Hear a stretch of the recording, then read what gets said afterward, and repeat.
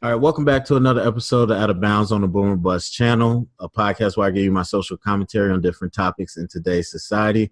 I'm your host, Terry, and today doing part 3 of this series. I have a guest joining me, and we're going to have a conversation about identity, racial tension, and some of the current topics in America right now. And as the previous two, my guest will be anonymous. So that we can have honest dialogue. So no personal information, no social media information will be shared. Please respect that. And as always, I am speaking from my perspective and my opinion. I'm not speaking for the culture at large, and neither is my guest. So hopefully we just have a respectful conversation and everybody respects that. All right. So with that being said, let's go ahead and jump in. So the first question that I tend to bring up in this conversation is about the case of George Floyd. Could you just kind of tell me, like, what was your timeline interacting with either the case, or if you interacted with the protest first, whatever, and kind of what were your thoughts seeing that unfold? Mm-hmm. So the George Floyd case is the most recent one. Well, actually, it's not the most recent one, but I saw it probably the same time pretty much everyone else saw it, is when news media outlets kind of reported it, and the videos from like the people who were at the scene kind of hit social media and hit some of the more mainstream headlines like NPR, Reddit, stuff like that. So that's when I first learned about it, first saw the case.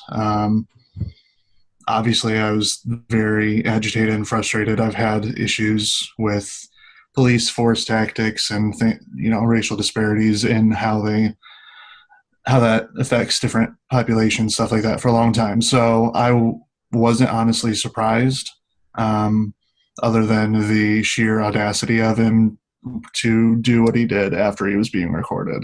The protests, it's been interesting to watch them grow at such a national scale and even locally too. I haven't personally taken part in a protest. I don't think it's beneficial to my personality type. I think there's conversations I can have, but I don't think a protest is a place for me to have those conversations and interactions. That's kind of something I've been reflecting on a lot actually lately is, do I have a moral responsibility to join a protest or not? Yeah. I mentioned this in a previous conversation, but for me, I didn't get onto the George Floyd thing until probably around when the protests were starting. So I definitely say to anybody, that's nothing to feel bad about. For me personally, I heard the name, I knew about it, but unfortunately, it was a case of, okay, this is another one.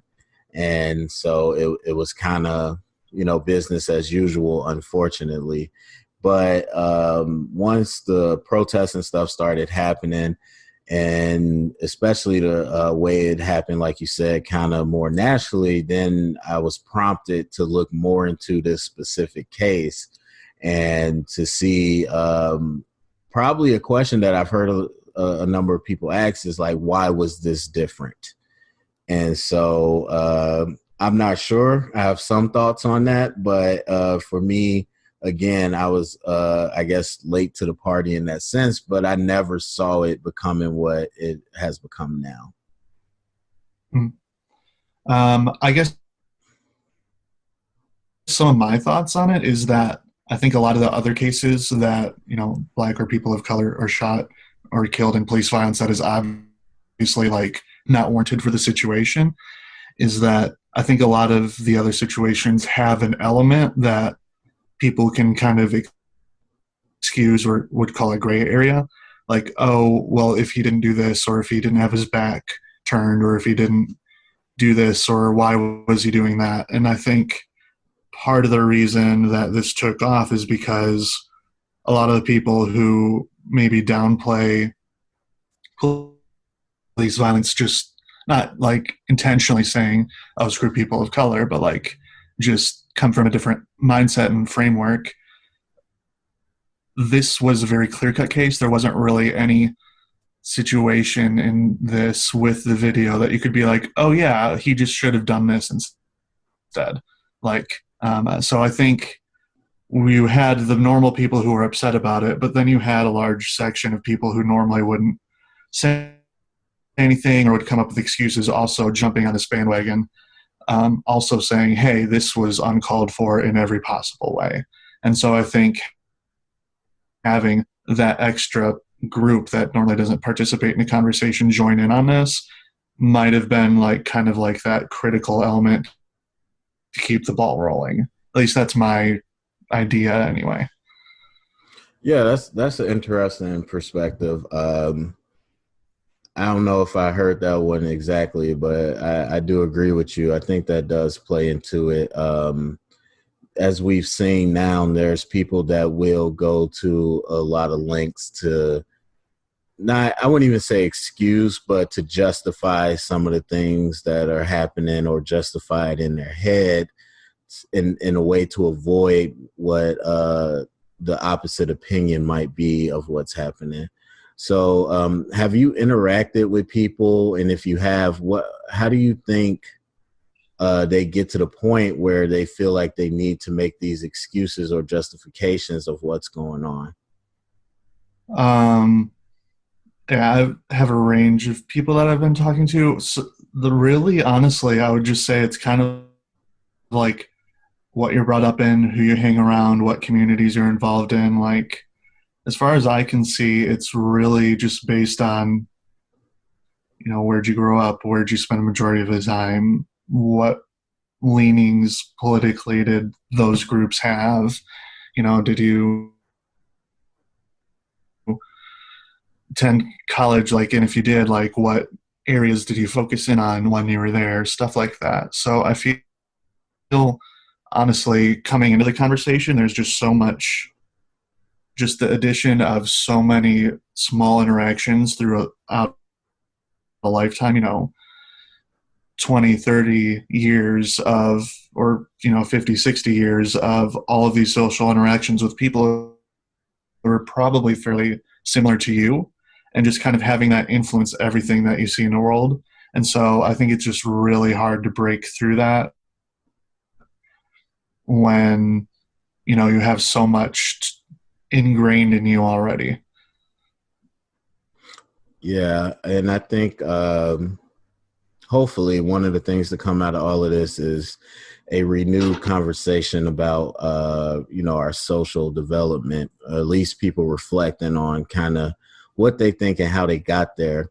But speaking of that, could you talk a little bit about maybe some of your early memories involving race, maybe the times where you started to notice it, or any interactions that way, and kind of who or what influenced the way you thought, and maybe if it's changed since then?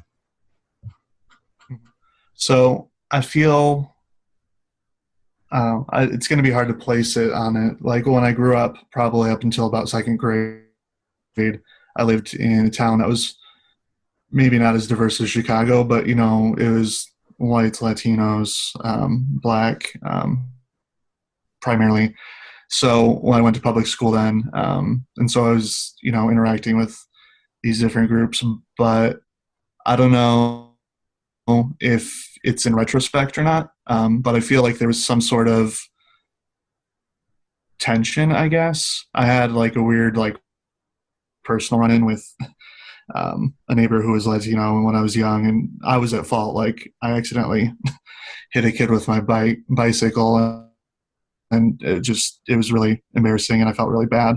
But it also, because of the nature of the situation, also made me feel like I was endangered because I was away from home. I was a young kid. I had caused harm to someone else, and they were yelling at me because obviously I hurt their kids. So, and then growing up in a white family, my great grandma was around, and she definitely had some not intentionally racist thoughts, but I mean, she grew up in a completely different era and kind of hadn't moved out of that mindset. So I think I subliminally picked up a lot of things about race, about living in a city that wasn't necessarily the best economically, and how, certain neighborhoods weren't safe. And it just so happened that, there was usually mostly people of color in those neighborhoods or those areas or those streets. And so I think I internalized a lot of prejudice and racism without knowing I did. And so growing up, I would say I didn't overtly learn it, but it just through undertones, through media, through family members or what have you. I think that was kind of passed on to me subliminally, and I didn't really start wrestling with that till probably I started college. Couldn't really identify what that was till I started thinking about it more intentionally. Yeah, and was it just the actual space of college that kind of had you challenge those thoughts, being in the space with different people, or was it something else? I think first it was conversations that I had with people in college about race, and it was mostly, I mean, especially my first 2 years. No, primarily all my years, like my friends were all white, minus a couple, but I think it was just having the conversations and being open enough to like talk about race in the first place. I think was kind of the starting point for me, because that's not really something that I even really talked about beforehand, to be honest. So just kind of starting that process of like realizing, hey, there's different race and it might impact the way I think about other people, and just kind of like putting words to that and acknowledging that, hey, I might view some people differently, whether it's intentional or not, is beside the point.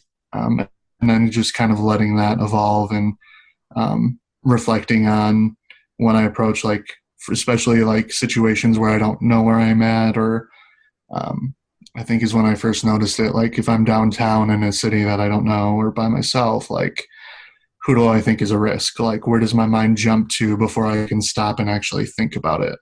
And I still catch myself doing that a lot. There's prejudices like, if I'm at a gas station at 3 a.m. and a person of color walks out or is like on their phone or something in the lobby, I have this instinctual reaction that is very different than as if it was like a white person who looked like me. And I hate that, but it's there. And I need to acknowledge that. Yeah, that's a very real thing that I think, what I know a lot of us go through, no matter kind of where you fall, and we don't always acknowledge it, as a group, that we all kind of go through those similar things. It's just, depending on what background you are, you're going to change your level of comfortability, with certain people. So for you, it might be a person of color walking past. For me, it might be somebody that's white, with a pickup truck or a Confederate flag.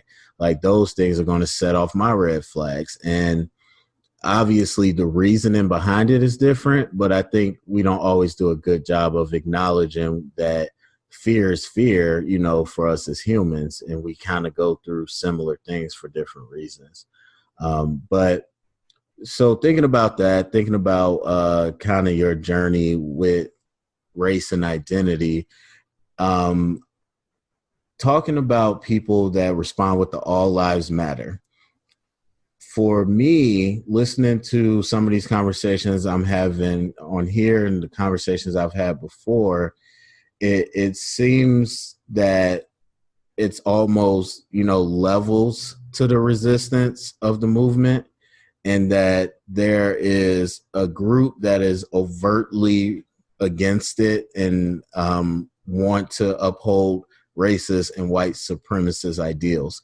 But it seems also like there's a group that kind of like you, like I never really did anything. Like I might think some things, but I didn't do anything to anybody. So I'm not racist.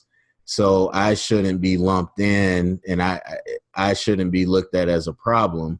And so, do you think that that's a barrier that you've seen holding people back from empathizing with what's going on? I think it's just kind of the manifestation of a mindset, and it's probably the easiest to talk about. Is that all lives matter? I'm colorblind. Everyone's human. I think it kind of like all falls under those statements. Kind of all fall under the same blanket of the way people see the world. For me, the biggest thing is all lives matter didn't happen until Black Lives Mattered. That's like I understand where all lives matter is coming from, and I think there's a lot of well-intentioned people who don't realize what they're doing when they adopt into that. But I think my biggest point of contention is, okay, why wasn't all lives matter here before Black Lives Matter?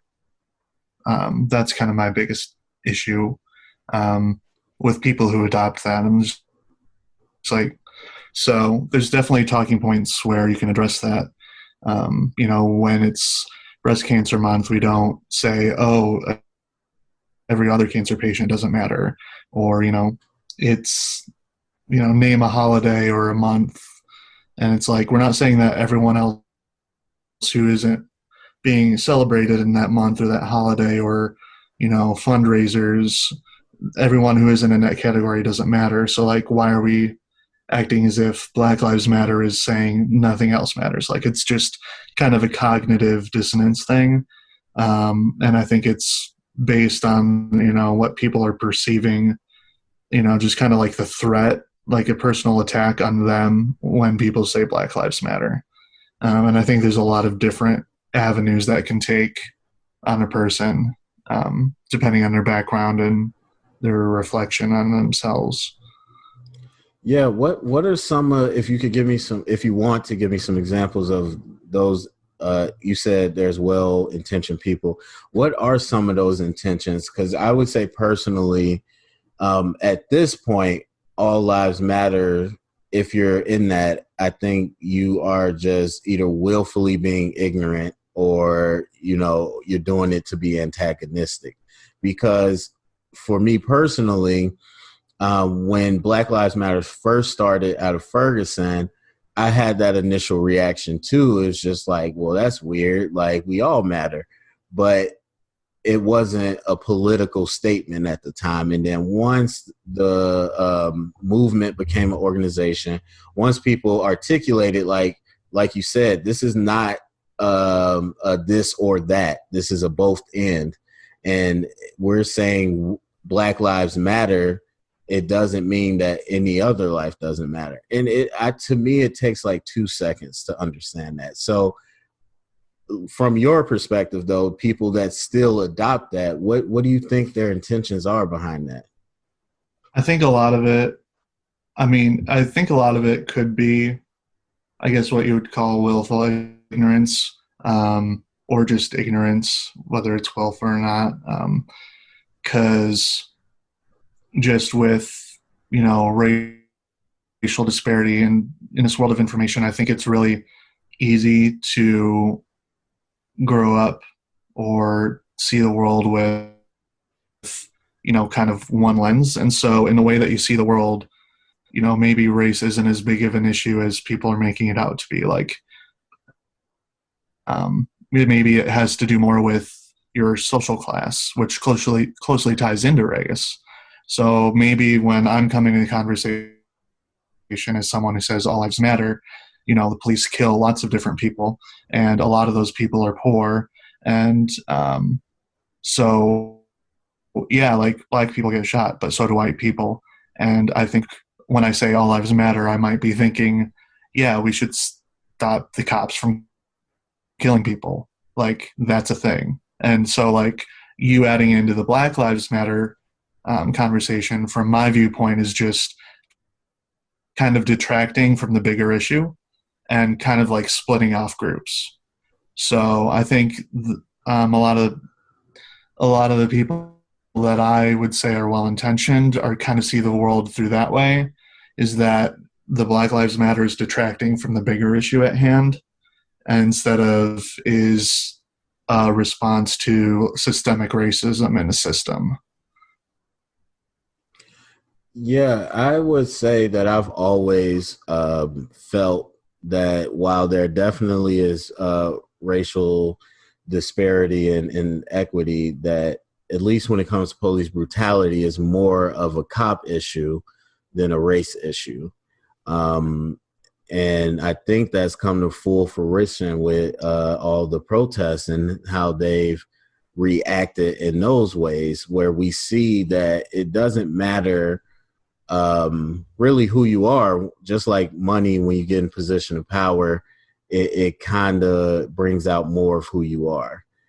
And so I think that would go for anybody in the authority position of being a police officer who has just so many avenues of how they can exploit that power. I would agree with that. But I don't know if I would say it's detracting from the conversation. If I had to put something out there, I would say that anybody that wanted to rally and make a organization or make a hashtag or wanted to protest, wanted to push for change, they could have did it. It was people that were tired of seeing Black people killed by police that decided to do it. And so because they decided to do it, it shouldn't be a negative. Anybody could have organized, but we decided to. And so that's the way I would offer it back. I don't think it was ever an idea of we don't care about what's going on with you. It's that we care so much about what's going on with us. We decided to speak. You could have spoke if you wanted to. And like you said, all lives matter wasn't a thing before Black Lives Matter. It could have been, but it wasn't. And so now it's kind of this retroactive thing. But it is an interesting opinion. So kind of shifting gears, could you talk about your experience and thought process with law enforcement and maybe how you connected to some of the or empathize with some of the things going on that are being protested? Yeah, I mean, law enforcement even before this, like in undergrad, I was a sociology major, so I learned a decent amount of kind of about like social class and economics factors and the judicial system and criminal justice system. Worked a little bit in some social work after graduating, and just kind of being able to see things from a bigger picture, and then kind of looking into some things that came up in my classes that as I studied. And it's just, I've had issues with cops abusing power. I've had issues with the laws that the cops enforce that are racially unfair. The judicial system is, I would argue, whether or not it's actually just or not, because it's just so circumstantial and so dependent on the parties at play. And so I've had a lot of issues with kind of like from the moment of the first cop interaction all the way to sentencing.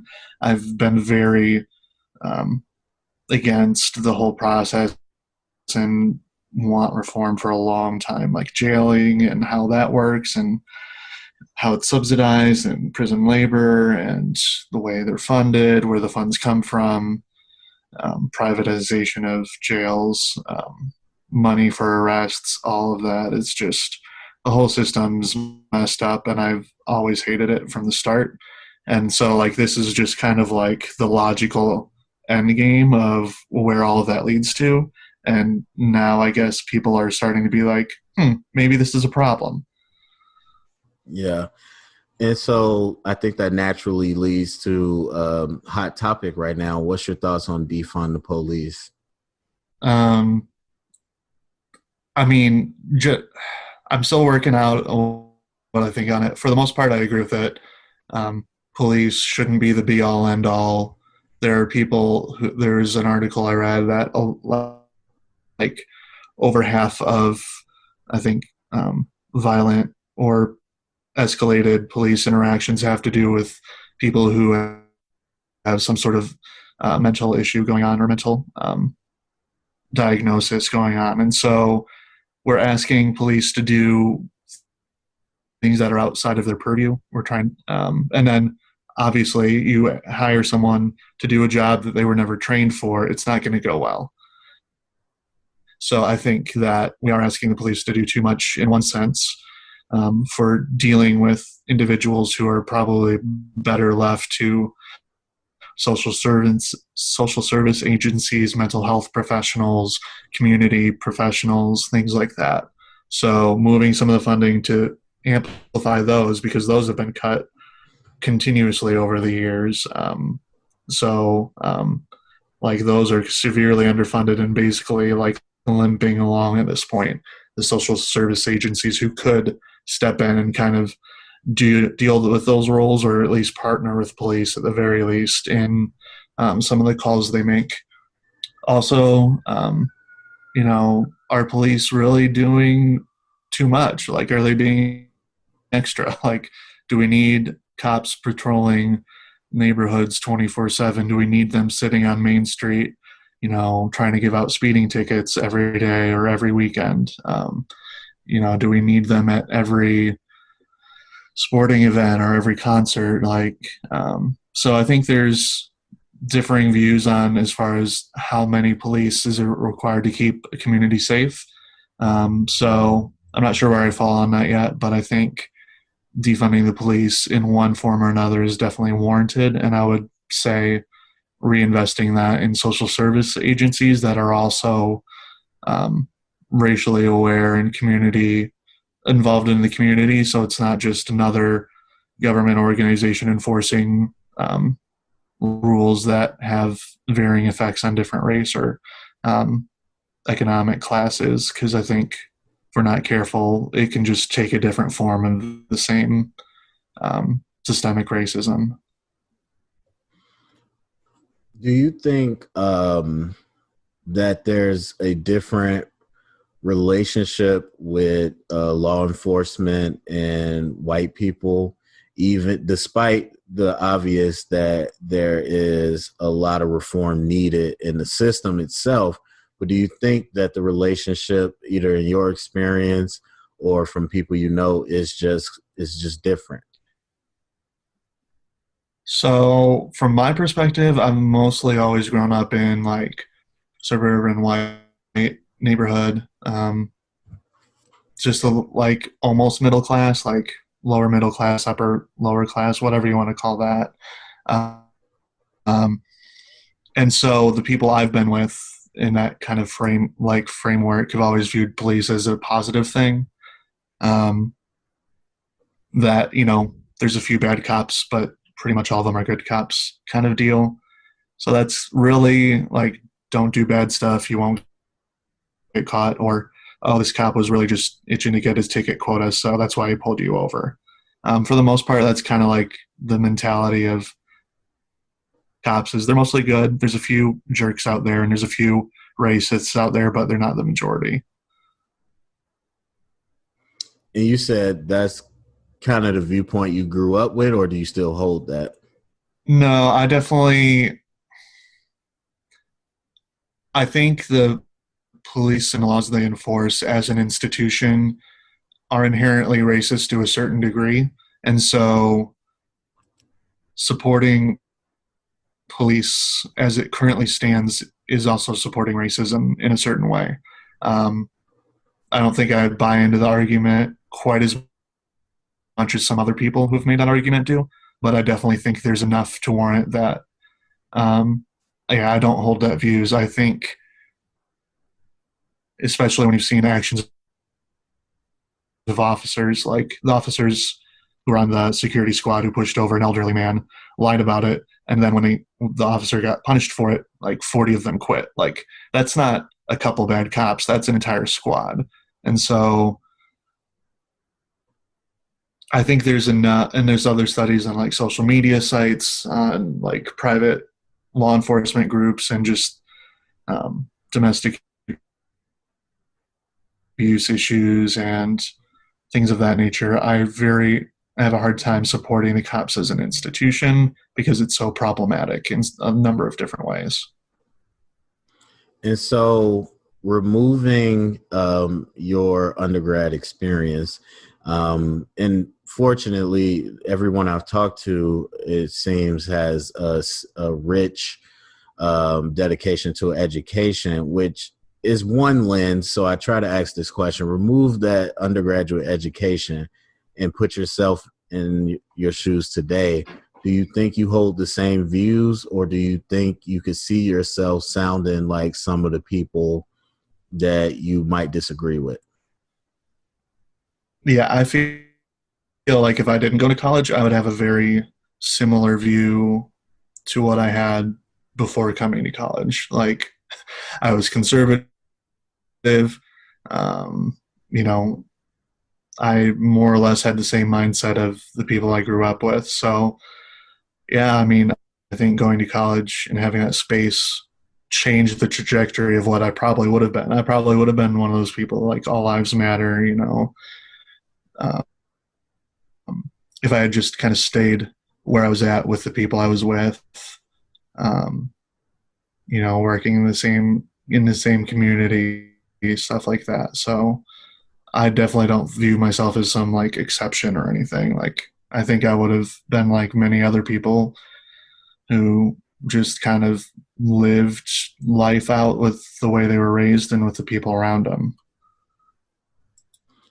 Yeah, and that's one of the tough things, I think, in my opinion, but you could tell me your perspective, is that when we're having these contentious conversations or interactions with people who seemingly are just against basic equality, I think it's hard to understand that they have years of built up ideology, and that they might not have had anything that countered that perspective in their lives.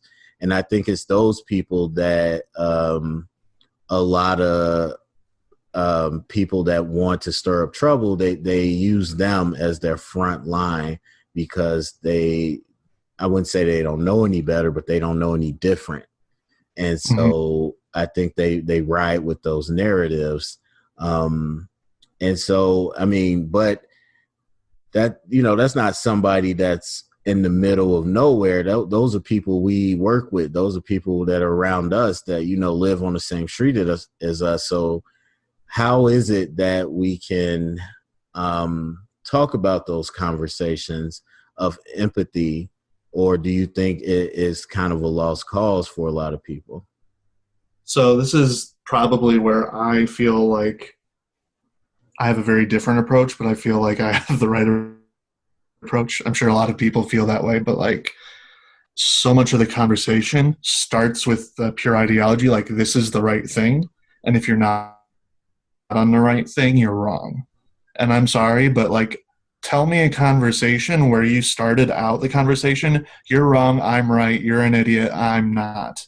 And expect and have that resolve in a positive way in any means at all. Like, I can't think of a single conversation I've had in my life where we started with that as the premise and ended up in a better position than when we started out as. And I think so much of the conversation on social media and even in groups, in small classes that I've had, like, it's just, we're starting from this fun.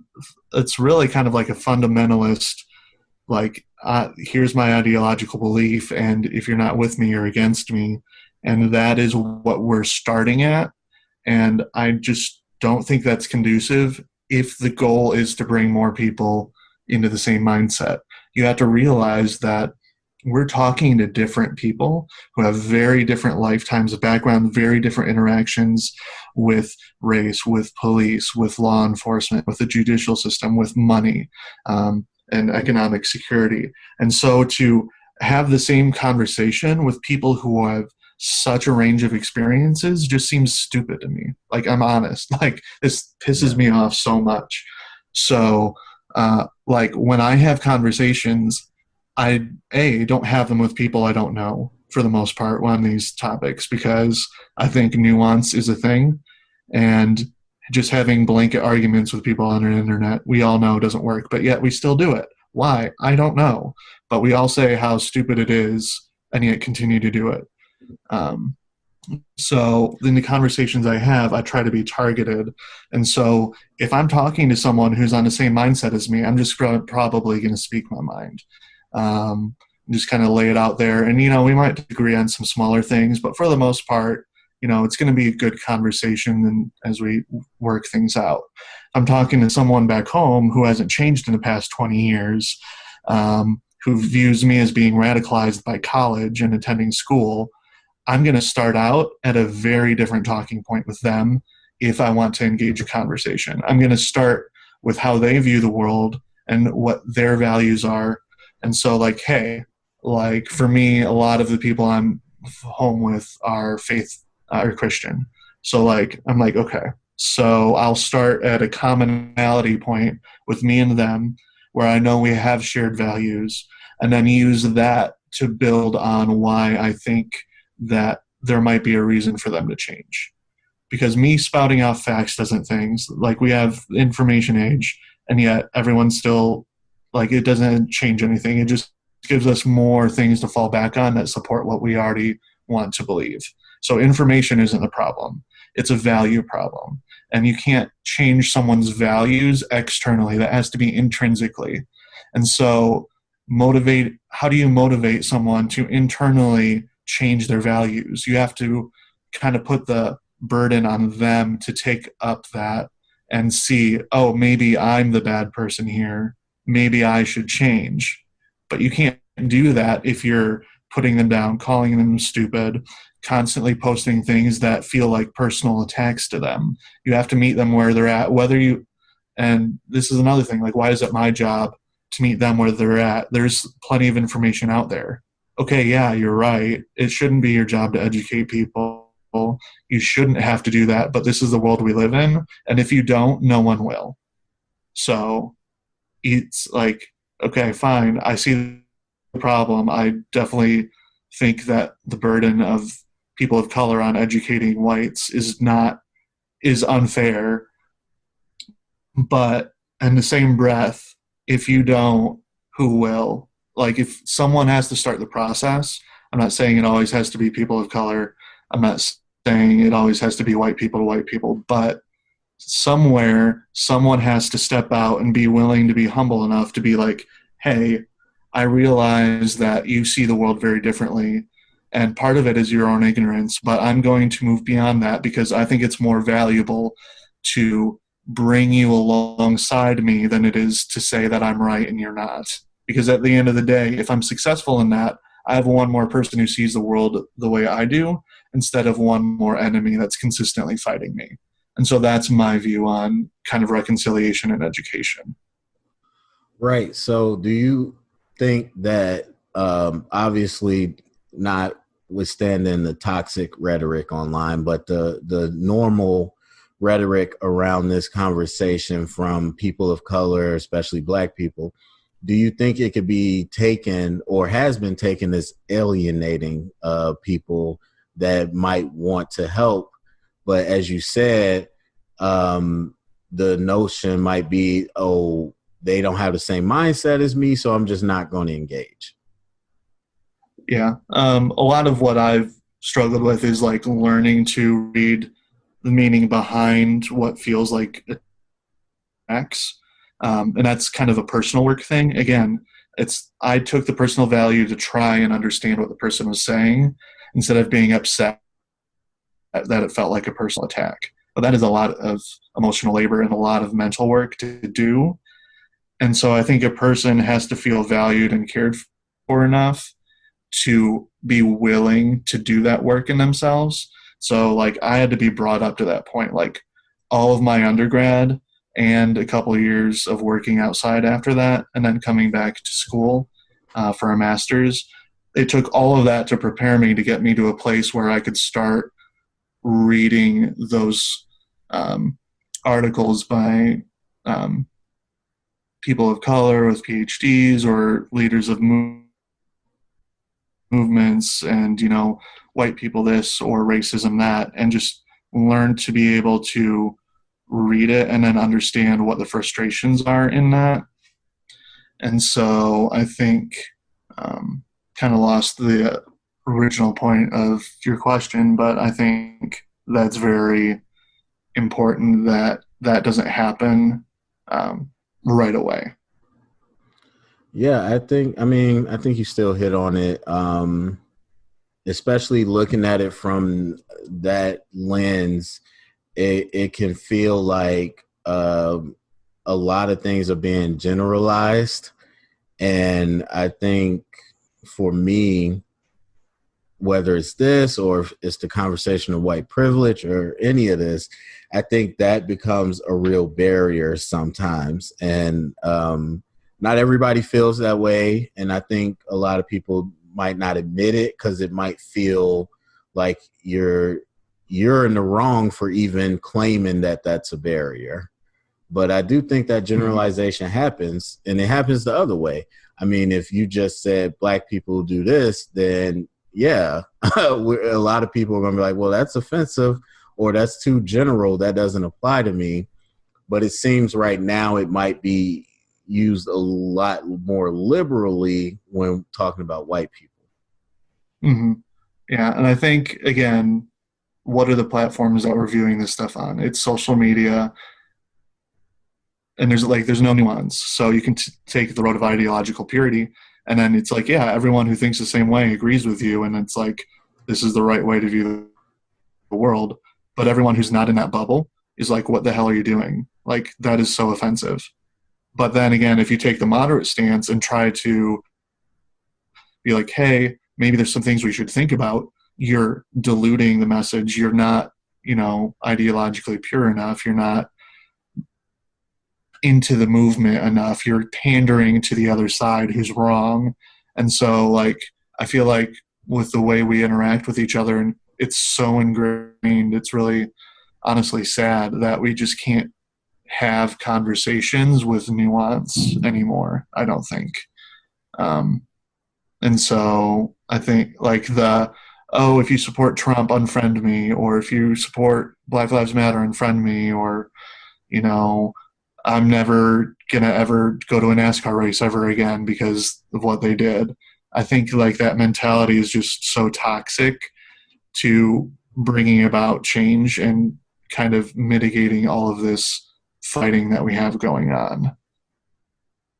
Yeah, I think being absolute in any of those stances just kind of makes it a self-fulfilling prophecy at some point, where you just want to hear what you want to hear, or people are going to turn out to be who you want them to be. So I definitely agree with you on that point. So it seems to me a common thread in a lot of these conversations I've had is this experience part, this part of, like you said, which I really commend you as well. That's a good point.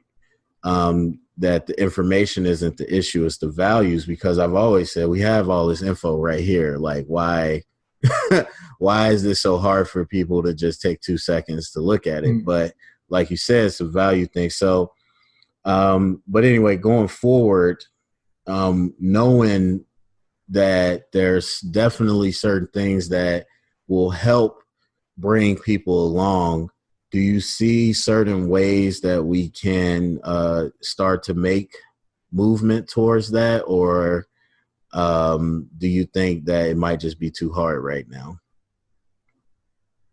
I think for me, like, that happens at a micro level where you don't see it. Like, to me, that happens in individual conversations I have with people. That happens in, a small classroom where you create an open environment for people to be themselves and feel safe doing that.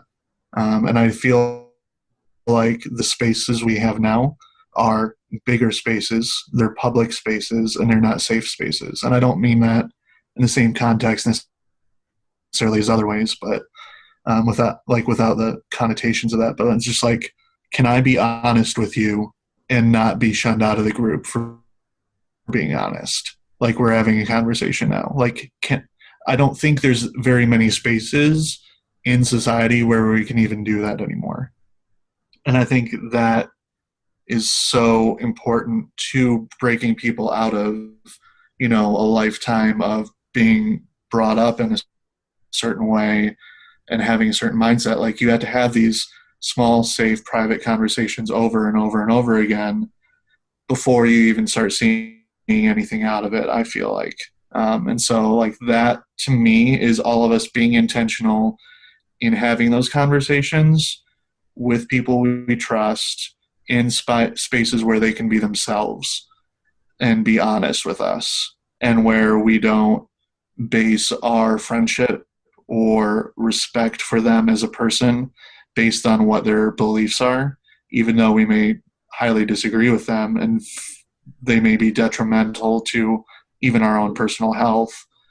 I think if you want to bring people to see things, or at least closer to the way you see things, you have to make those spaces. You have to have those conversations where we can all be ourselves, and you have to consistently do that on a regular basis.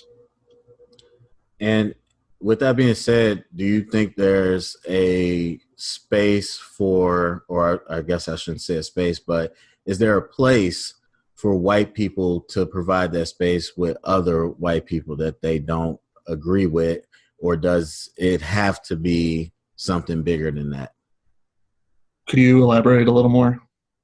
So if you were to have, like you said, you have people that you know that haven't changed their viewpoints and they think you're on the opposite side, do you think there's a place for you to provide that safe space to other people like them to have those conversations where they can be honest about what they think, and then you can then provide a different perspective?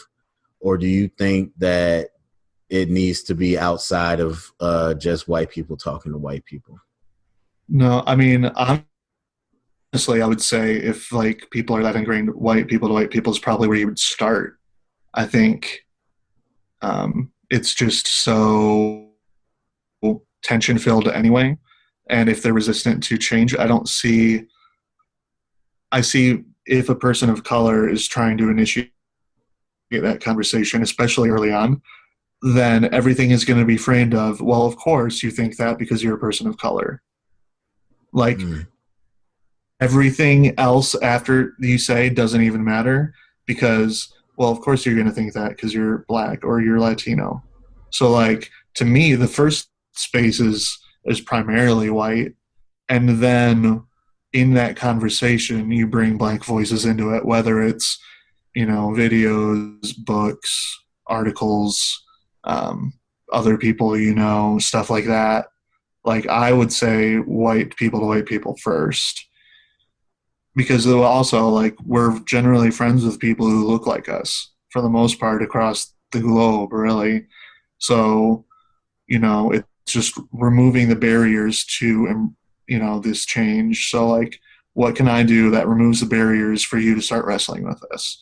And I don't think having a person of color talk to a white person who's resistant against Black Lives Matter is really a good way to remove barriers. That's just putting them up there. So, yeah. Gotcha. Well, all right, we're going to wrap it up here. Definitely feel free to stick around after I sign off. But again, I want to thank you for your time. Thank you, everybody, for listening. Go to the comment section. Let me know what you thought about the conversation or anything that you want to add to it. Share it around so the conversation continues. Thumbs up, subscribe, and thank you for going out of bounds.